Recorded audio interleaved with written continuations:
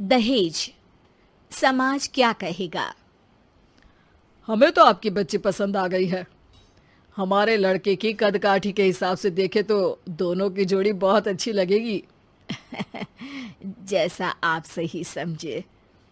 बेटा योगेश, तुम दोनों को अगर टाइम चाहिए तो आपस में अकेले में कुछ बात कर सकते हो। हम बाहर चले जाते हैं। जी पिताजी, जैसा आप कहें। योगेश और सविता को अकेले वक्त देकर सब वहां से चले जाते हैं। चाय कैसी लगी? चाय भी अच्छी लगी और आप भी। सच में? हाँ, मैंने तो फोटो देख के ही हाँ बोल दिया था। मुझे भी आप अच्छे लगे। आपको कुछ पूछना हो तो पूछ लीजिए, जैसे खाना बनाना आता है या नहीं, घर के क्या क्या काम कर लेती हूँ, वगैरह वगैरह। वो तो मेरी माँ आपकी माता जी से पूछ ही लेंगी। वो मेरा डिपार्टमेंट नहीं है। इधर योगेश और सविता जिंदगी भर का साथ जोड़ने की बात कर रहे थे। उधर सविता के पापा योगेश के पिताजी के सामने हाथ जोड़ के खड़े थे। देखिए, हमारा बेटा पढ़ा लिखा है, अच्छी नौकरी करता है। उसमें जितना पैसा लगा है कम से कम उतना तो मिलना चाहिए ना। 10 लाख से कम में तो नहीं हो पाएगा। बेटी हमारी बहुत होनहार है और 7 लाख भी तो कम नहीं होते हैं ना जी। अगर आप हमारी बेटी को शादी के बाद काम करने देंगे तो 3 लाख तो 6 महीने में ही कमा लेगी। हमारे घर में ये सब नहीं होता। औरतें घर संभालती हैं और आदमी बाहर के काम। जरा मेरी बात तो समझिए। एक कार देने के बाद 10 लाख रुपए नगद देने में हमारी कमर टूट जाएगी। और इसके अलावा टीवी फ्रिज तो देना ही पड़ेगा। शादी की तैयारियां, मेहमानों की पूछ परख, बारातियों का स्वागत। बेटी की शादी में बाप पर बहुत दबाव होता है जी। देखिए, हमारा बेटा कोई दुकान में रखी चीज नहीं है जिसके ऊपर हम भाव ताव कर सके और आप उसे कम दाम में खरीद लेंगे। 10 लाख से एक भी रुपया कम नहीं होगा।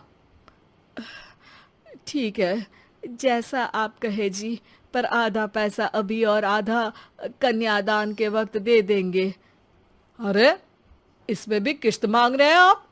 हमने तो सोचा था कि अच्छा परिवार होगा आपका।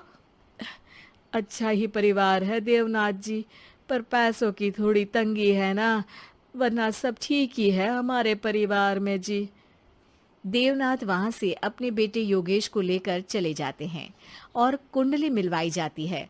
36 में से 32 गुण मिलते हैं। जल्दी शादी का मुहूर्त भी निकल आता है। अब कन्या को बुलाइए। आओ बेटी, यहाँ बैठो, योगेश की बाई और।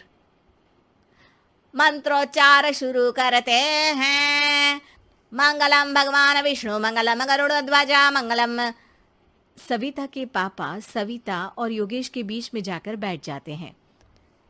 बेटी, तेरी माँ को यहाँ बैठना था, पर तेरी विदाई नहीं देखना चाहती होगी शायद, इसीलिए पहले ही चली गई। बाबा, हंसी खुशी का माहौल है, रोने का समय तो विदाई के वक्त होता है ना, तब ये इमोशनल अत्याचार कर लेना। अभी तो मुस्कुराइए, कैमरा आसपास ही है। तभी पीछे योगेश के पिताजी आ जाते हैं। अभी तक पैसे नहीं आए आपके यहाँ से? उठा लूं क्या बेटे को? आते ही होंगे, मैंने अपने छोटे भाई को व्यवस्था करने के लिए कह दिया था। अरे तो जल्दी कराइए ना, वरना देर हो जाएगी। समझ रहे हो ना आप? योगेश और सविता दोनों एक दूसरे की तरफ देखते हैं। सविता चाहती है कि योगेश कुछ बोले, पर योगेश अपना मुंह दूसरी तरफ फेर लेता है। पापा, कितने पैसे की बात की है आपने? अरे बेटी, तुझे इससे क्या मतलब? मेरी डील की है ना, तो मुझे तो पता ही होना चाहिए। कन्यादान की विधि शुरू करेंगे। तभी योगेश के पिता वापस वहां आ जाते हैं। पैसे देते हैं या बेटे को उठवा लूं? मैं आपके हाथ जोड़ता हूँ जी, थोड़ा सा इंतजार कर लीजिए। देवनाथ वहां से चले जाते हैं। तुम अपने पिताजी से कुछ कहते क्यों नहीं? उनके सामने कोई आवाज नहीं उठाता। ऐसा नहीं है, कोई तो उठाएगा ही। तभी वहां सविता के चाचा एक बैग लेकर आते हैं और सविता के पापा को देते हुए कहते हैं। 9 लाख ही हुए। आत्माराम इशारा करके योगेश के पिता को वहां बुलाते हैं। क्या? सिर्फ 9 लाख? बाकी 1 लाख कहाँ है? नहीं हो पाए जी, शादी के बाद कर देंगे। अरे आप बात से पलट रहे हैं।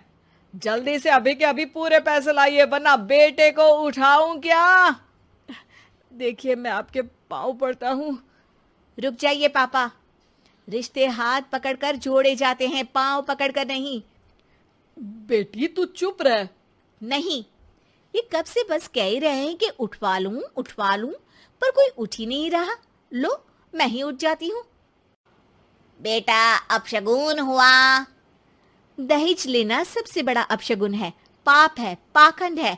और योगेश, तुम्हें मैं पसंद हूँ तो कुछ बोलते क्यों नहीं?